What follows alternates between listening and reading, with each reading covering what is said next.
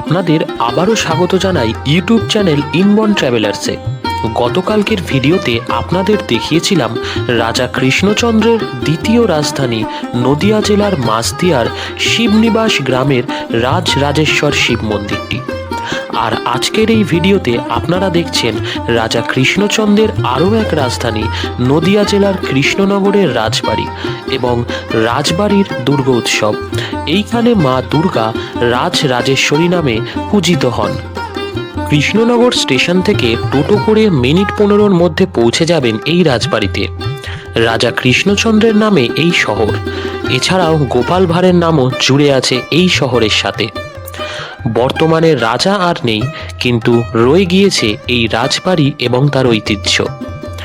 রাজা কৃষ্ণচন্দ্রের আমলে গড়ে ওঠা এই রাজবাড়িতে পুজোর কটা দিন স্থানীয় মানুষের কাছে মূল আকর্ষণের কেন্দ্রবিন্দু হয়ে ওঠে।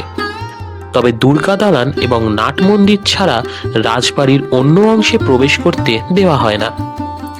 প্রতি বছর মহালয়ার পরের দিন হোমকুণ্ড জ্বালিয়ে রাজরাজেশ্বরী মায়ের পুজোর সূচনা হয় এবং নবমী পর্যন্ত এই হোমকুণ্ডের আগুন জ্বলে।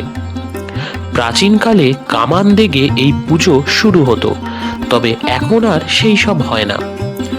এই রাজবাড়িতে কম বেশি অনেক পুজোই হয়ে থাকে, তবে দুর্গাপুজো এবং জগদ্ধাত্রী পুজোর জাঁকজমকটা একটু বেশিই হয়।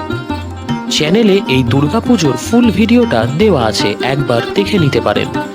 নাট মন্দিরের দালানের পাশেই রয়েছে একটি মিউজিয়াম মতো জায়গা, যেখানে রাখা আছে রাজপরিবারের ব্যবহৃত গ্রামাফোন, টেলিফোন, ক্যামেরা, রাজপরিবারের সদস্যদের ছবি এবং বহু পুরনো মূল্যবান সব জিনিস।